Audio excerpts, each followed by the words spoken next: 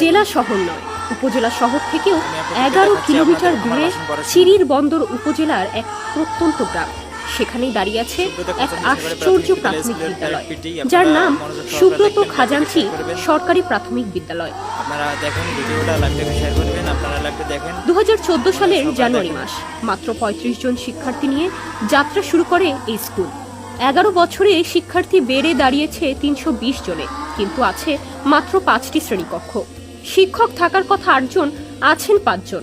সব সংকট পেছনে ফেলে এই স্কুলটাই আজ দেশ সেরা। ভবনের ভেতরেই যেন এক রঙিন জগৎ।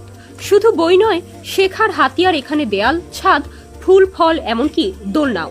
রয়েছে ছাদ বাগান, সততা স্টোর, মুক্ত মঞ্চ, বিশ্রামের শেড। শিশুদের শেখানো হয় গল্পের ছলে, আনন্দের ছোঁয়ায়। শুধু পড়ালেখা নয়, গান, নাচ, বিতর্ক, উপস্থিত বক্তৃতা, সবকিছুর চর্চা চলে এখানে। স্কুলটিতে ঢুকলেই দেখা যায় শিশুরা গোল হয়ে বসে আছে